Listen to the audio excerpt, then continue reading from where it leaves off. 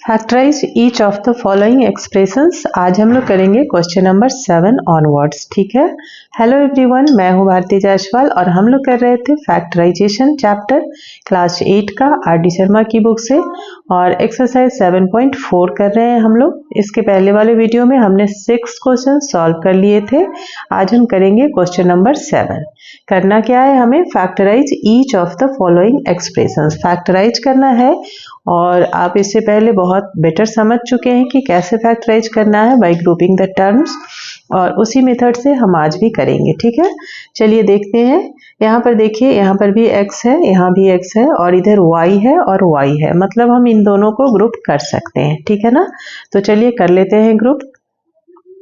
सबसे पहले हम लिखेंगे 2ax और प्लस bx, ये हो गया हमारा। और एक ग्रुप में हम ले लेंगे 2ay और प्लस by। ठीक है, अब यहाँ पर देखिए क्या कॉमन दिख रहा है, x कॉमन दिख रहा है, तो हम x कॉमन ले लेंगे, 2a प्लस b रह जाएगा और इधर y कॉमन हो जाएगा, 2a प्लस b रह जाएगा। ठीक है, अब 2a प्लस b कॉमन है हमारा दोनों ही टर्म में, तो इसे कॉमन ले लीजिए और इधर आपका बच जाएगा x प्लस y, ये आपका आंसर हो जाएगा।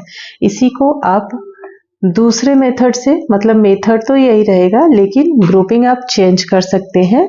जैसे कि आपको यहाँ पर दिख रहा है 2ax और 2ay, तो आप इन दोनों को 2a कॉमन लेकर ग्रुप कर सकते हैं। और यहाँ पर bx और by में b कॉमन है, तो आप इन दोनों को भी ग्रुप कर सकते हैं। इसके पहले वाले वीडियो में मैंने आपको बता रखा है कि आप किसी भी दो टर्म को ग्रुप करके कर सकते हैं, इसलिए अभी हम आगे चलेंगे। ठीक है, फिर से बताने की जरूरत नहीं है। क्वेश्चन नंबर 8 देखिए, यहाँ पर हमें क्या कॉमन दिख रहा है, y कॉमन दिख रहा है। अच्छा, y तो 3 टर्म में है, तो कोई बात नहीं, जैसे है हम वैसे ही ले लेंगे और हमारा आंसर मिल जाएगा हमें। तो यहाँ पर हम a b minus b y कर लेते हैं। यहाँ पर b कॉमन है और इधर हो जाएगा हमारा a y और यहाँ आपको लिखना होगा माइनस y स्क्वायर, है ना, क्योंकि हमें यहाँ पे प्लस चाहिए, तो minus minus plus y square हो जाएगा। अब यहाँ पर क्या कॉमन है, b कॉमन है, b कॉमन ले लीजिए, a माइनस y रह जाएगा और इधर y कॉमन है, तो a माइनस y यहाँ रह जाएगा। अब आपका a माइनस y कॉमन हो गया और b माइनस y बच गया। ठीक है, ये आपका आंसर हो गया। यहाँ पर भी आप इन दोनों को एक साथ ग्रुप कर सकते हैं और इन दोनों को एक साथ ग्रुप करके कर सकते हैं फैक्टराइज। आंसर वही आने वाला है, कोई दिक्कत नहीं है, वो आंसर भी आपका सही होगा और ये भी सही है। चलिए नेक्स्ट क्वेश्चन की तरफ चलते हैं। ax y, यहाँ पर x y कॉमन दिख रहा है, यहाँ z दिख रहा है, तो हम एज इट इज ही कर लेते हैं। ax y और प्लस bcx y एक साथ ग्रुप कर लीजिए। यहाँ पर हो जाएगा आपका माइनस az और प्लस bcz, हमने प्लस किया है क्योंकि प्लस माइनस माइनस हो जाएगा। चलिए आगे चलते हैं। यहाँ पर हम क्या कॉमन ले सकते हैं, xy, तो xy कॉमन अगर ले लिया तो यहाँ बचेगा a और यहाँ बचेगा आपका bc। ठीक है, यहाँ पर z कॉमन दिख रहा है, z कॉमन ले लीजिए, a बचेगा और प्लस bc। ठीक है, अब a प्लस bc कॉमन ले लीजिए, दोनों में है, और इधर हो जाएगा xy माइनस z। क्लियर, ये आपका फैक्टराइजेशन हो गया bye grouping the term method. ठीक है, आगे चलेंगे क्वेश्चन नंबर 10 पे। यहाँ पर भी हमें कॉमन दिख ही रहा है mm और इधर, अच्छा इधर कोई भी कॉमन नहीं दिख रहा है, कोई बात नहीं, हम ऐसे भी कर सकते हैं और lm को एक साथ ग्रुप करके भी कर सकते हैं। चलिए देखते हैं। हम पहले ऐसे, ये आपको मैं दोनों तरीके से बता देती हूँ। ठीक है, यहाँ पर हमने lm स्क्वायर और माइनस mn स्क्वायर को ग्रुप कर लिया। ठीक है, और इधर कर लिया lm और प्लस n स्क्वायर। आप सोच रहे होंगे इसमें कुछ भी कॉमन नहीं है, बट फिर भी हम कर सकते हैं, ऐसे भी कर सकते हैं। चलिए यहाँ पर हमें m कॉमन दिख रहा है, m ले लीजिए, यहाँ बचेगा आपके पास lm और माइनस n स्क्वायर। अच्छा, एक मिनट, यहाँ पे माइनस है तो यहाँ हमें माइनस करना पड़ेगा, ठीक है, माइनस एन स्क्वायर, क्योंकि माइनस माइनस प्लस हमें चाहिए, ठीक है। चलिए, तो यहाँ बच गया आपका ये। अभी यहाँ क्या कॉमन है? कुछ भी नहीं, तो माइनस वन कॉमन ले लेंगे तो बचेगा हमारे पास एल एम और माइनस एन स्क्वायर। अब आप देखिए दोनों में L M minus N square common है, तो यहाँ ले लीजिए L M minus N square और बचेगा m माइनस वन, ठीक है। ये आपका आंसर हो गया।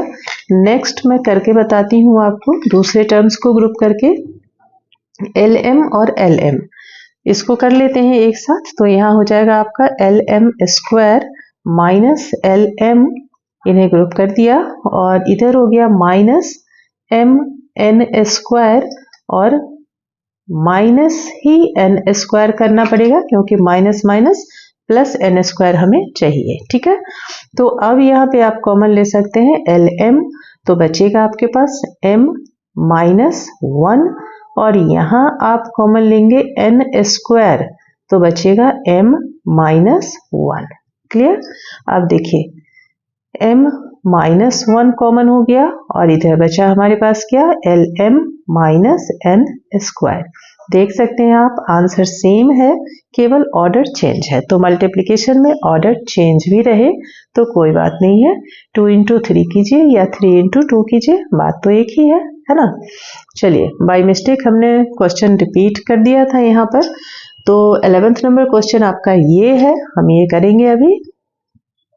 यहाँ पर देखिए एक्स क्यूब है और यहाँ पर x है, तो हम इन दोनों को एक साथ कर लेंगे और y वाले को एक साथ कर लेंगे। आप ऐसे भी इन दोनों को भी ग्रुप करके कर सकते हैं, ठीक है। चलिए, यहाँ पर कर लेते हैं हम एक्स क्यूब और प्लस x एक साथ, और इधर आपका हो गया माइनस वाई स्क्वायर और plus X square Y square, ठीक है। माइनस हमें चाहिए तो plus minus minus plus minus हो जाएगा, ठीक है। चलिए, यहाँ पे कॉमन ले लेंगे x, तो बचेगा हमारे पास एक्स स्क्वायर और प्लस वन, और इधर कॉमन ले लेंगे हम वाई स्क्वायर, तो बचेगा हमारे पास वन और प्लस एक्स स्क्वायर। थोड़ा सा डिफरेंट है यहाँ पर, ब्रैकेट में हमारा एक्स स्क्वायर प्लस वन है और यहाँ वन प्लस एक्स स्क्वायर है, लेकिन इससे कुछ फर्क नहीं पड़ता क्योंकि प्लस का साइन है। अगर माइनस का साइन होता तो फर्क पड़ता है ना। आप एक्स स्क्वायर प्लस वन लिखिए या वन प्लस एक्स स्क्वायर लिखिए, बात एक ही है। एक स्टेप आप और बढ़ा सकते हैं, यहाँ पर x square plus one common ले लीजिए और इधर आपका रह जाएगा x माइनस वाई स्क्वायर, ठीक है। सेम ही बात है, x square plus one common लीजिए या one plus X square common लीजिए, बात एक ही है। तो ये आपका आंसर हो गया। इस वीडियो में मैंने 6 क्वेश्चन लिए थे, टोटल 6 क्वेश्चंस 11 तक। नेक्स्ट वीडियो में बाकी क्वेश्चन करेंगे और सेम मेथड से करना है क्योंकि एक ही हेड के अंदर सारे क्वेश्चंस है, मतलब ये पूरी एक्सरसाइज ही इसी हेड के अंदर है, factorise each of the following expressions. तो वीडियो लंबा हो जाएगा इसलिए मैंने इसे ब्रेक कर दिया है छोटे छोटे पार्ट में। तो मिलते हैं नेक्स्ट वीडियो में, तब तक के लिए ध्यान रखिए, टेक केयर, बाय बाय।